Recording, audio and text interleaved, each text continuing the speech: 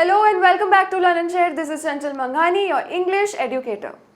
तो जैसा कि आप सब जानते हैं कि आज हम लेकर आए हैं आपके लिए लेक्चर थर्ड, जिसमें हम चैप्टर कंटिन्यू करने वाले हैं आपका एनिमल्स इन प्रिजन, जिसमें आगे के पैराग्राफ्स हैं। तो आगे का पैराग्राफ कंटिन्यू करने के पहले हम जान लेते हैं कि हमने लास्ट लेक्चर में क्या पढ़ा था। लास्ट लेक्चर की जो लास्ट स्टोरी थी वो ये थी, जब जवाहरलाल नेहरू बरेली की गाउल में थे। गाउल मतलब जेल। तो वो जब बरेली की जेल में थे तो वहाँ एक ऐसी स्टोरी, ऐसा वाक्य हुआ जो उनको बहुत ही इंटरेस्टिंग लगा, जिसकी वजह से वो ये सोचने पर मजबूर हो गए कि ऐसा भी वाक्य हो सकता है क्या। और उस दिन क्या हुआ था, एक दिन छोटा सा बंदर जो था, क्योंकि बरेली में काफ़ी सारे बंदर हुआ करते थे, एक दिन छोटा सा बंदर आके उनकी जेल के अंदर गलती से कूद गया और फिर वो वापस जा न पाया, क्योंकि दीवारें जो जेल की थी वो बहुत ही बड़ी बड़ी हुआ करती थी।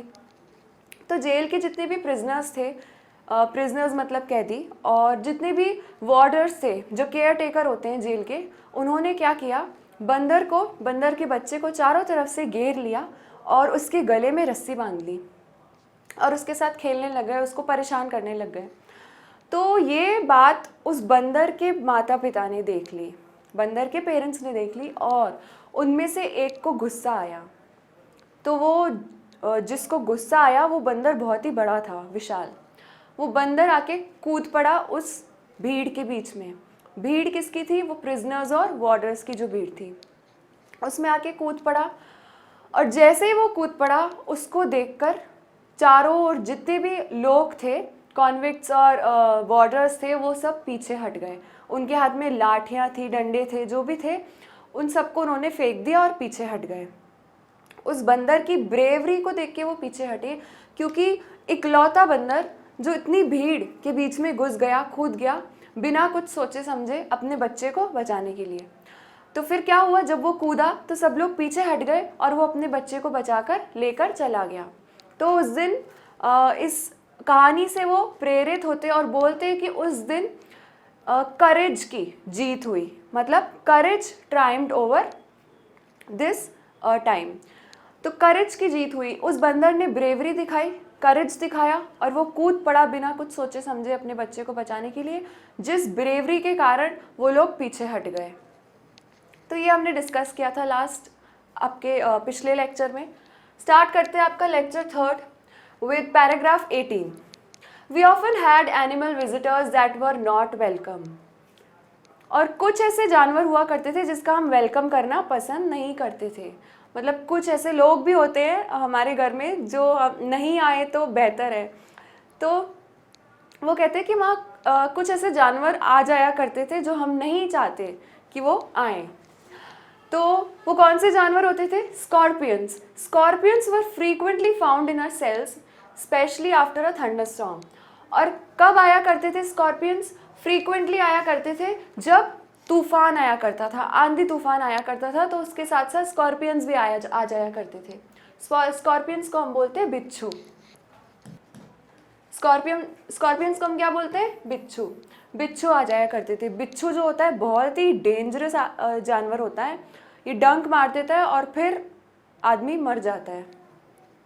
It was surprising that I was never stung by one, for I would come across them in the most unlikely places, on my bed or sitting on a book which I had just lined up. और वो उनके लिए बहुत ही surprise की बात थी कि एक बिच्छू ने कभी भी उन्हें डंक नहीं मारा था। सरप्राइज की बात क्यों थी? क्योंकि जो बिच्छू होता है ना, वो कैसे भी करके वो डंक मार ही देता है। तो वो बोलते हैं कि क्योंकि उनकी जेल में वो उन्हें अचानक से किसी भी जगह दिखाई पड़ जाता था, और उनके लिए बात बहुत ही सरप्राइजिंग थी कि आज तक किसी भी बिच्छू ने उन्हें डंक नहीं मारा है। I would come across them in the most unlikely places. और जहाँ वो सोचते ना कि यहाँ नहीं मिलेगा, या जिस जगह पर बिच्छू की मिलने की संभावना नहीं होती, वहाँ पर भी उन्हें वो बिच्छू मिल जाया करते थे। ऑन माई बेड, कभी उनके बेड पर, और sitting on a book which I had just lined up, और उन्होंने बुक्स रखी होती थी लाइन करके, और क्या होता था, थोड़ी देर बाद देखते तो उसके ऊपर बिच्छू उन्हें मिल जाता था। I kept a particularly black and poisonous looking brute in a bottle for some time, feeding him with flies, etc. और उन्होंने एक काले वाले बिच्छू को, जो काला बिच्छू होता है ना वो सबसे जहरीला होता है, तो उस ब्लैक बिच्छू को जो कि बहुत पॉइजनस था, जहरीला था, उसको उन्होंने एक बॉटल में बंद करके रखा हुआ था, feeding him with flies etcetera. और उन्हें वो क्या करता था, बिच्छू मर न जाए, उन्हें वो फ्लाइज फीड करते थे, मतलब जो भी उड़ने वाले कीड़े होते थे ना वो बिच्छू की बॉटल में डाल देते थे और बिच्छू खा जाया करते थे। इस बात से आप पता लगा सकते हो कि उनका नेचर कितना अच्छा था कि एक जहरीले जानवर का भी वो ध्यान रखते थे उसको, हालांकि उन्होंने बॉटल में बंद करके रखा था कि वो उन्हें उसे खा ना जाए, लेकिन फिर भी उसका ध्यान रखते थे और उसको कीड़े डाल डाल के देते थे कि वो भूखा ना मर जाए। तो इस बात से उनके नेचर का पता लगता है कि वो इतने अच्छे इंसान थे। And then when I tied him up on a wall with a string he manage to escape. और फिर जब एक दिन उस बिच्छू को उन्होंने रस्सी से दीवार पे बांध दिया तो वो बिच्छू छुप के भाग के निकल गया। I had no desire to meet him loose again, and so I cleaned my cell out and hunted for him everywhere, but he had vanished. और उन्होंने क्या किया, वो बिच्छू वापस ना आ जाए और वापस उन्हें डंक वंक ना मार दे अचानक से, तो उन्होंने क्या किया, उस बिच्छू को ढूंढा हर जगह, अपना पूरा सेल साफ करा, लेकिन वो बिच्छू उन्हें कहीं नहीं मिला, वो शायद कहीं और निकल गया, वो भाग गया। तो वो था आपका पैराग्राफ नंबर 18, जिसमें हमने देखा कि जवाहरलाल नेहरू स्कॉर्पियन से डरा करते थे, वो नहीं चाहते थे कि स्कॉर्पियंस जो हैं उनके सेल में आए, लेकिन फिर भी क्योंकि थंडरस्टॉर्म बारिश के साथ वो बहकर आ जाते थे उनके जेल में, तो वो क्या करते, एक बिच्छू को उन्होंने बॉटल के अंदर डाल के रख दिया और उसको वो खिलाया करते थे। लेकिन एक दिन क्या होता है, वो बिच्छू छुप के बच के भाग निकलता है। आते हैं आपके पैराग्राफ नंबर 19 पर। 3 or 4 snakes were also found in my cells or near them। और उनकी जेल के आसपास 3-4 सांप भी थे। News of one of them got out and there were headlines in the press। और एक दिन न्यूज़ आई कि सांप जो है अपने बिल से बाहर निकल के भाग रहा है, कहीं चला गया है, और ये बात सुर्खियों में फैल गई। As a matter of fact, I welcomed the diversion। Prison life is dull enough and everything that breaks through the monotony is appreciated। और वो बोलते हैं कि मैं परिवर्तनों का स्वागत करता हूँ। क्यों? उनका नेचर ही ऐसा था, उनकी प्रवृत्ति ऐसी थी कि वो परिवर्तन से खुश थे, परिवर्तन का वो स्वागत करते थे। और क्योंकि प्रिजन की जो लाइफ होती है, जो जेल की जो लाइफ होती है, वो बहुत ही बोरिंग होती है। जेल में करने के लिए कुछ होता तो है नहीं, तो छोटे छोटे जो वाक्य होते थे ना कि आज सांप निकल के भाग गया, या आज बिच्छू आ गया, या बंदर ने ये कर दिया, तो ये वाक्य ऐसी जो चीज़ें होती थी जेल में, ये जेल की डल लाइफ को दूर रखती थी। मतलब इन सब चीज़ों के होने की वजह से थोड़ा इंटरेस्ट फैक्टर आ जाता था उनकी लाइफ में। Not that I appreciate to welcome snakes, but they do not fill me with terror as they do some people। और वो कह रहे हैं कि छोटे छोटे वाक्य होना मतलब ज़रूरी है ताकि जेल की जो मोनोटनी है, जो बोरिंग टाइम जेल में हम लोग बिताते हैं, वो दूर रहे। और आगे वो कह रहे हैं कि हालांकि मैं स्नेक्स का भी वेलकम नहीं करता क्योंकि स्नेक्स से भी उन्हें डर लगता है, लेकिन but they do not fill me with terror as they do some people. लेकिन वो इतना नहीं डरते स्नेक से जितना कि और लोग डरा करते थे जेल में। I am afraid of the bite of course. और वो सांप काट जाए वो उस चीज़ से डरते हैं। And would protect my self if I saw a snake. और अगर वो स्नेक को देखते थे तो वो अपने आप को बचा के रखते थे।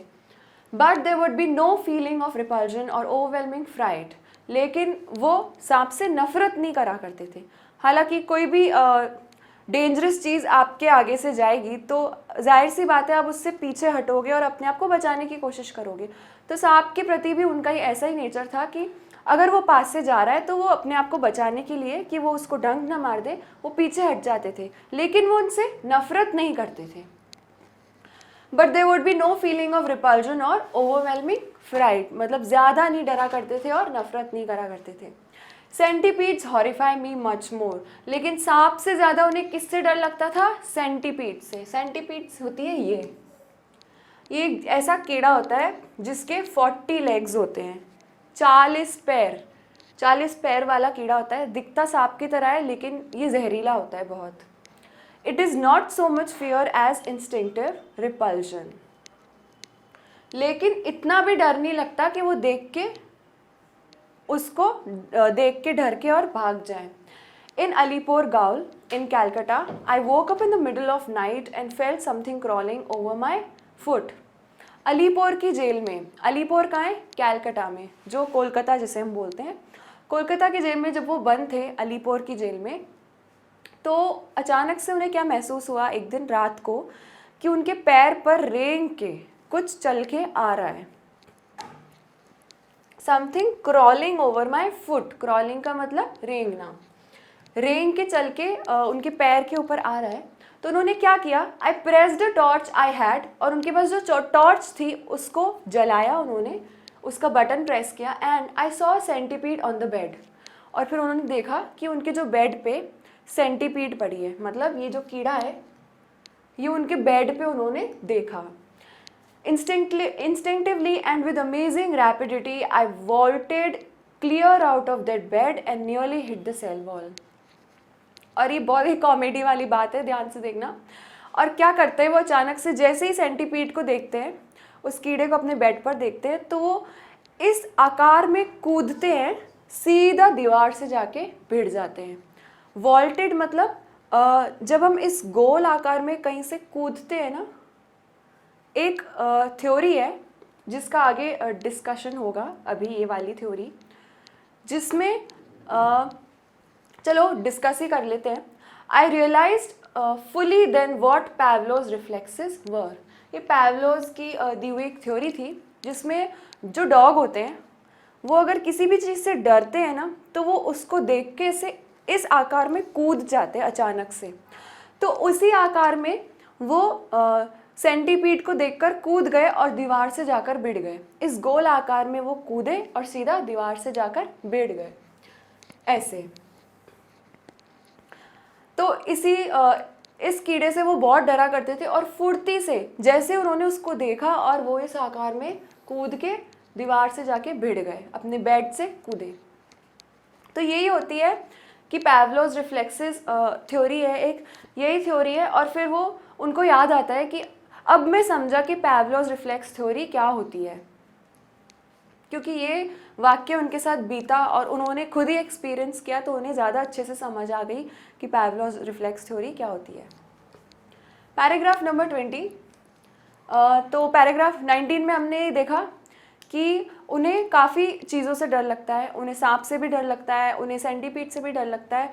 तो क्योंकि उन्हें सेंटीपीड जो है उससे ज़्यादा डर लगता है, तो एक दिन क्या हुआ, अलीपुर की जेल में कैलकाटा में सेंटीपीड उन्हें उनके पैर पे रेंगती हुई चलती हुई महसूस हुई।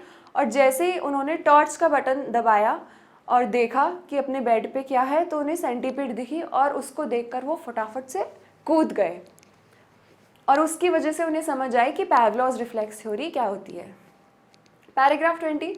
इन Dehradun I saw a new animal, और rather an animal which was new to me. वो बोलते हैं देहरादून में मैंने एक दिन एक ऐसा जानवर देखा जो शायद नया था। वो बोलते हैं कि या तो मेरे लिए नया था या तो वो सच में एक नया जानवर है। I was standing at the gaol gate talking to the gaoler when we noticed a man outside carrying a strange animal. और फिर वो एक जेलर से बात कर रहे थे, और बात करते करते वो नोटिस करते हैं कि बाहर एक जानवर लेके एक आदमी जा रहा है, अजीब सा जानवर लेके एक आदमी जा रहा है। The gaoler sent for him and I saw something between a lizard and a crocodile about 2 feet long with claws and a scaly covering. और फिर जो गाउलर है, जो जेलर है, वो उसके पास थोड़ा जाता है और उसको बुला के लाता है। और क्या देखते हैं जवाहरलाल नेहरू कि एक जानवर है जो लिजर्ड भी दिख रहा है और क्रोकोडाइल जैसा भी दिख रहा है। वो लिजर्ड के जैसा भी दिखता है और क्रोकोडाइल के जैसा भी दिखता है, और उसके पंजे भी हैं, और उसकी जो स्किन है वो छिलकेदार स्किन है, स्केली। जैसे क्रोकोडाइल को देखा है ना, उसके ऐसे स्केल्स होते हैं, ऐसे स्किन पे ऐसे स्केल्स बने होते हैं, उभर उभर के आते हैं, जो ऐसे स्केली स्किन थी उसकी क्रोकोडाइल के जैसी। तो उन्हें वो जानवर क्रोकोडाइल जैसा भी लग रहा था और लिजर्ड के जैसा, मतलब दोनों से मिलता जुलता लग रहा था।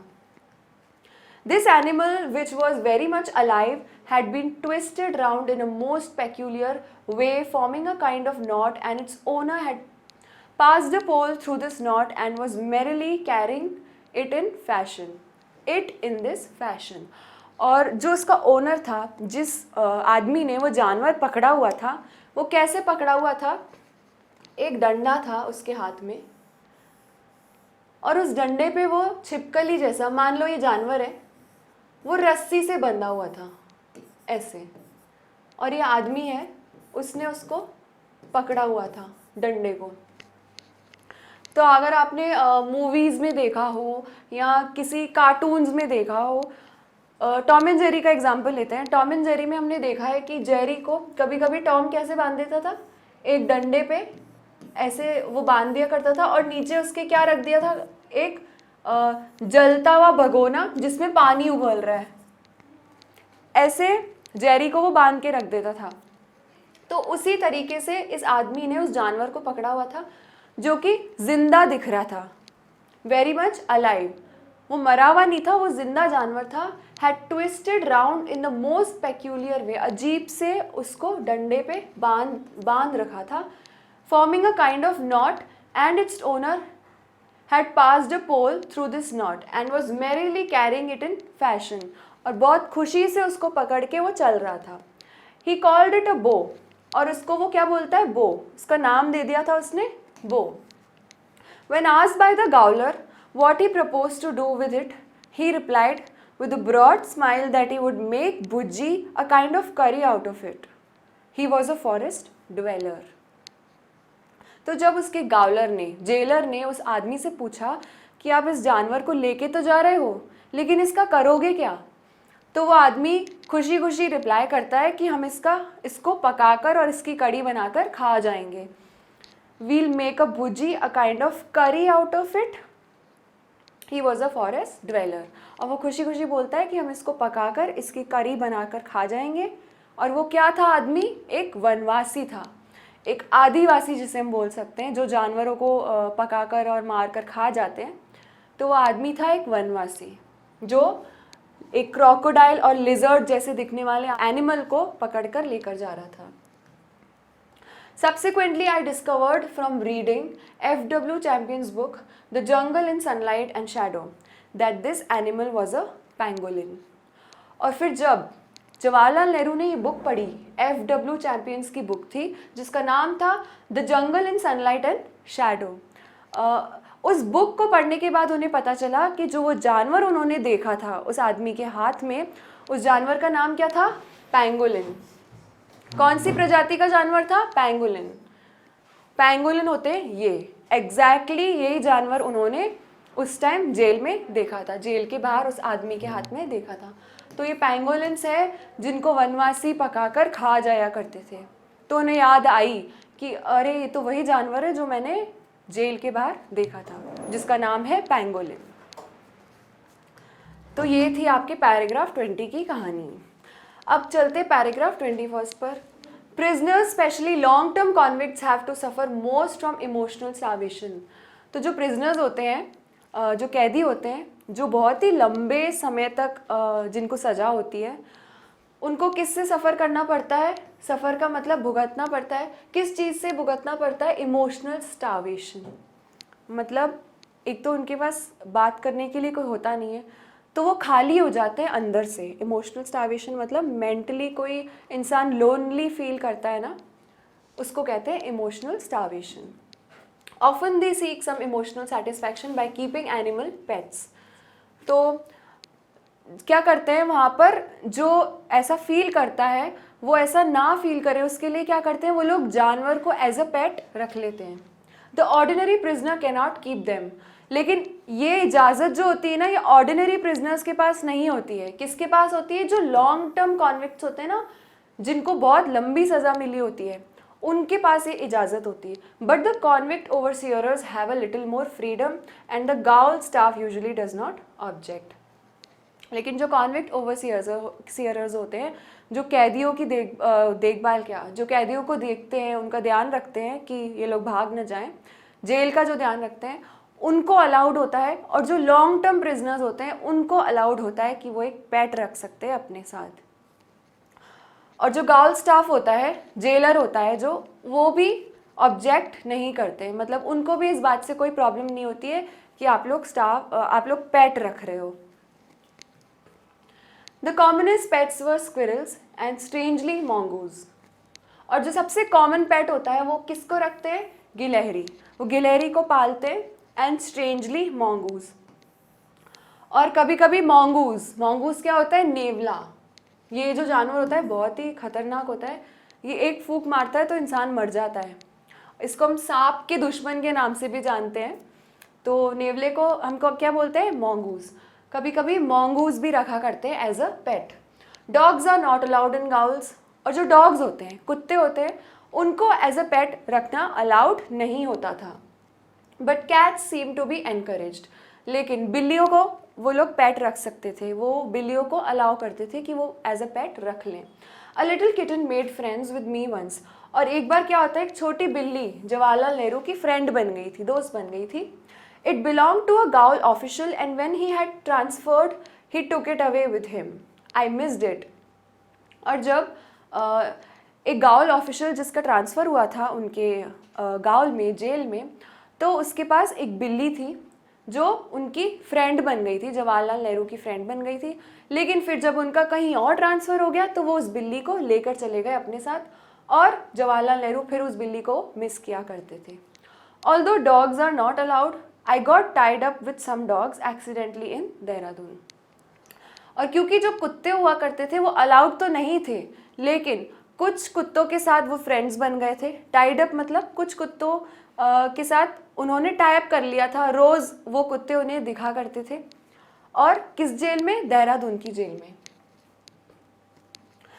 A gaol official had brought a bitch and then he was transferred and he deserted her।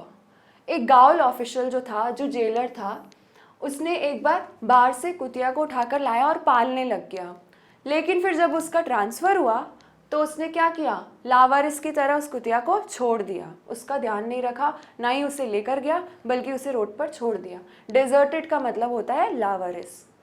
The poor thing became a homeless wanderer living under culverts, picking up scraps from the waters, usually starving। लेकिन जो बेचारी कुतिया थी, poor thing मतलब सबसे बुरी बात, poor thing मतलब बहुत बुरी बात क्या थी कि वो जो कुतिया थी वो होमलेस हो गई, होमलेस वॉन्डरर की तरह घूमने लग गई।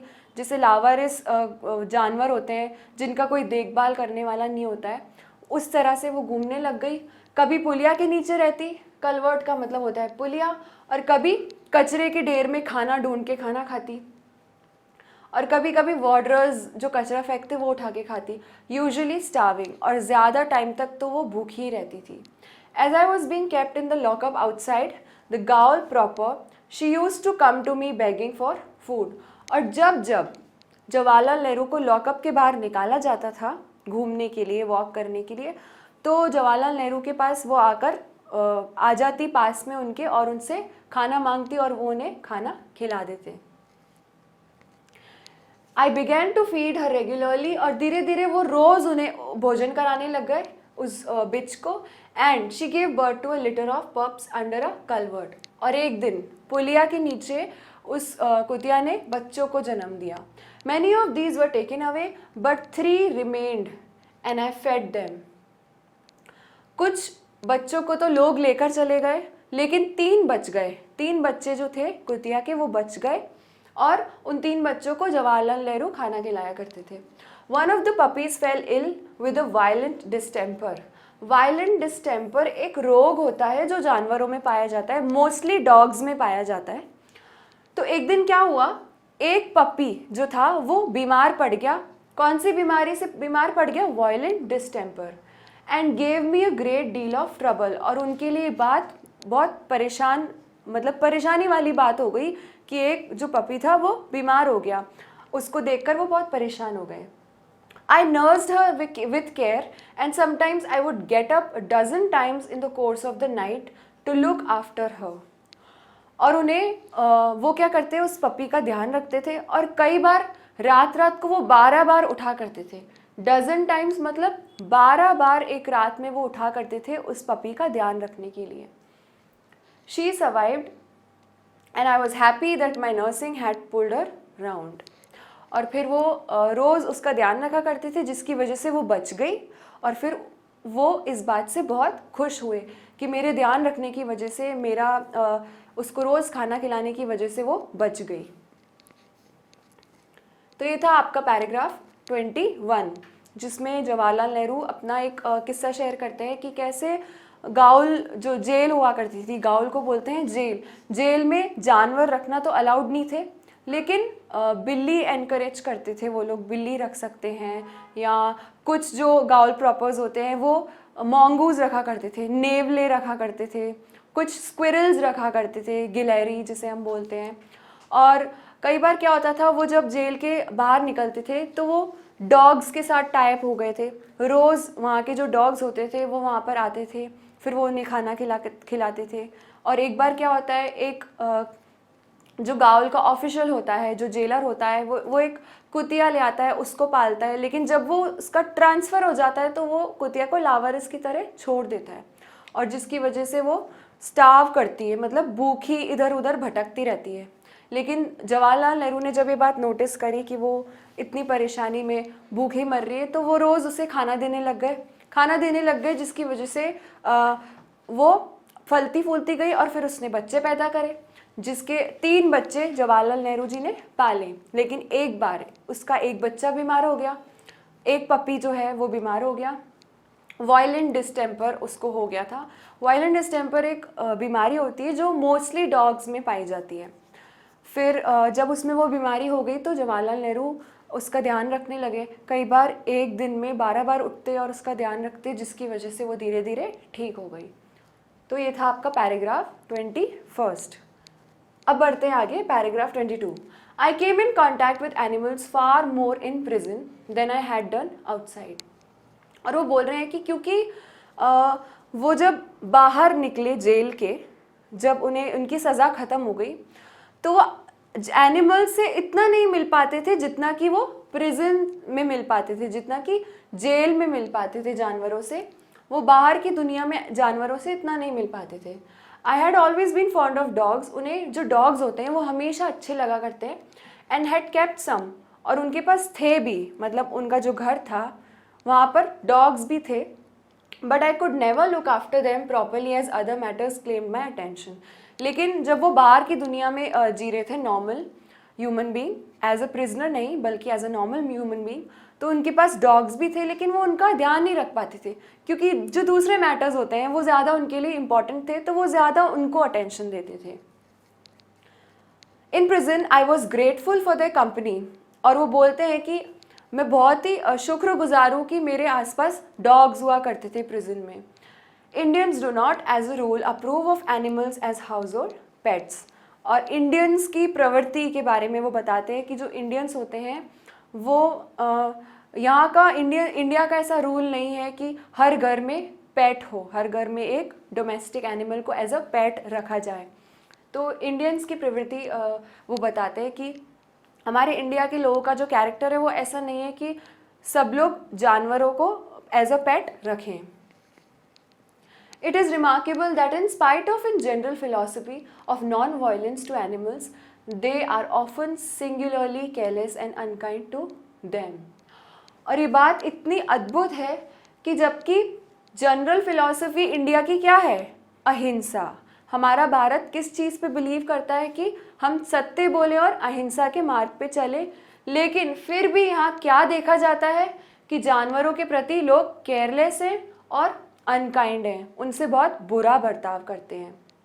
Even the cow, that favoured animal, though looked up to and almost worshipped.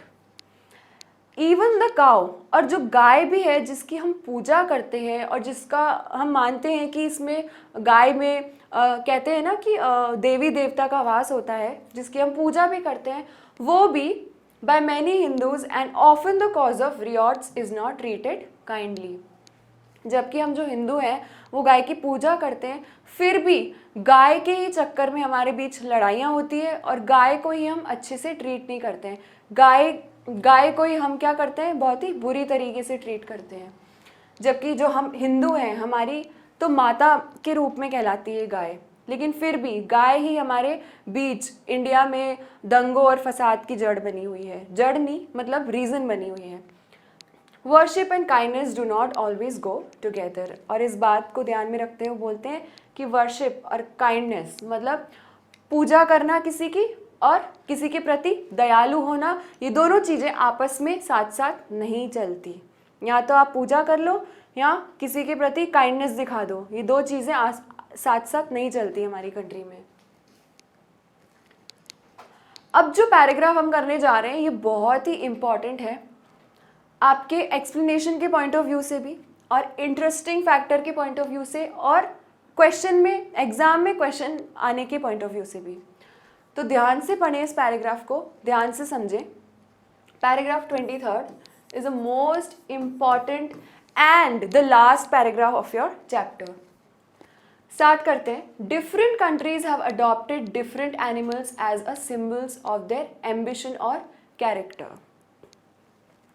जो डिफरेंट कंट्रीज हैं उन्होंने क्या किया है, अडॉप्ट किया है डिफरेंट एनिमल्स एज सिंबल। उन्होंने डिफरेंट एनिमल्स को, अलग अलग जानवर को अपना एज अ सिंबल चूज किया है। क्या देखते, ध्यान में रखते हुए लोगों के एम्बिशन और लोगों का चरित्र। मतलब जितनी भी कंट्रीज हैं जिन्होंने सिंबल रखे हैं अपने एनिमल को, वो क्या देखते हुए रखे हैं कि यहाँ के लोगों का नेचर और एनिमल का नेचर मिलता जुलता है, उस हिसाब से उन्होंने एनिमल को as a symbol, national symbol रखा है। The eagle of the United States of America, और जो ईगल है, जो चील है, बाज जिसे हम बोलते हैं, वो किसका सिंबल है, यूनाइटेड स्टेट्स ऑफ अमेरिका का। एंड ऑफ जर्मनी, जर्मनी का और यूनाइटेड स्टेट ऑफ अमेरिका का क्या है, eagle. The lion and bulldog of England, England का सिंबल क्या है, bulldog. The fighting cock of France, fighting cock ये होती है फाइटिंग कॉक, ये किसका सिंबल है, फ्रांस का।